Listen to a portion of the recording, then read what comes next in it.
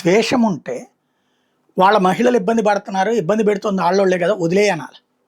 కానీ ఈ దేశంలో ఉన్న ప్రతి పౌరుడికి న్యాయం జరగాలి, ప్రతి మతం వాళ్ళకి న్యాయం జరగాలి అన్నటువంటి ఉద్దేశమే కదా నరేంద్ర మోడీ ట్రిపుల్ తలాక్ తెచ్చింది. దానివల్ల హిందువులకి ఏమైనా బెనిఫిట్ ఉంటుందా? ముస్లిం ఆడపిల్లలకి బెనిఫిట్ అవుతుంది. అలాగని ముస్లిం ఆడపిల్లలు వచ్చేసి ఎగబడి ఓట్లేరే, వాళ్ళందరూ పూర్తి విధేయంగా ఉంటారు వాళ్ళ భర్తకి, వాళ్ళ తండ్రికి, వాళ్ళ ఇంట్లో మగవాళ్ళకి. వాళ్ళు చెప్పినట్టే ఓట్లు కూడా వేస్తారు. ఓట్లు వెయ్యరు కదా అని పట్టించుకోకుండా వదిలేయలేదు మోడీ. ఆ మహిళల సమస్య పరిష్కారానికి మొగ్గు చూపారు. త్రిబుల్ తలాక్ ఒకేసారి 3 సార్లు చెప్పి పడేయడు. ఫోన్లో చెప్పి, వాట్సాప్లో పెట్టి అమ్మాయికి విడాకులు ఇచ్చేయడు.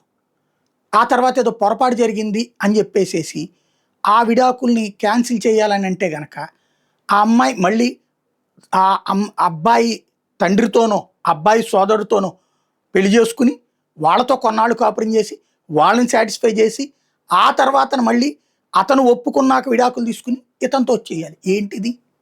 ఎలాంటి పద్ధతి అది? అది కరెక్ట్ కాదని కదా అనేక మంది అట్లా సఫర్ అవుతున్నారని కదా. లేదా పెళ్ళయ్యాక అలాగ త్రిపుల్ తలాక్ చెప్పేశాక వాళ్ళకి ఆ తర్వాతన పోషణ లేని పరిస్థితి, వాళ్ళని వక్ఫ్ బోర్డులు పోషించాల్సిన పరిస్థితి. అన్యాయం అయిపోతున్నారు. హిందూ ఆడపిల్లకి విడాకులు ఇస్తే రక్షణ ఉంది, క్రైస్తవ ఆడపిల్లకి రక్షణ ఉంది, ముస్లిం ఆడపిల్లకి రక్షణ లేదు, వాళ్ళకి పుట్టిన పిల్లలకి రక్షణ లేదు. లంసంగా ఎంత అమౌంట్ పెట్టాడు, ఆ తర్వాత వాళ్ళు రోడ్డు మీద పడుతున్నటువంటి పరిస్థితి. మహిళలకి అందరికీ రక్షణ ఉండాలన్న ఉద్దేశంతో త్రిపుల్ తలాక్ కంటే శాంతం రద్దు చేయాల, త్రిపుల్ తలాక్ విధానాన్ని అనుసరించాలి. ఈ నెలలో ఒక తలాక్ చెప్తే దానికి కారణం ఉండాలి, పెద్దల సమక్షంలో చెప్పాలి, ఇటిద్దరు అటిద్దరు ఉండాలి. అయితే ఆడవాళ్ళకి అనుమతి లేదు, మగవాళ్ళకి అనుమతి. ఆడవాళ్ళకి అనుమతి ఉంటుంది కానీ వాళ్ళకి మగవాళ్ళతో సమానమైన హక్కు ఉండదు అక్కడ ఆ తలాక్ సంబంధించినటువంటి మత పెద్ద దగ్గర. అది వాళ్ళ విధానం, వాళ్ళకు ఉంది. అవన్నీ మార్చలేదు అది.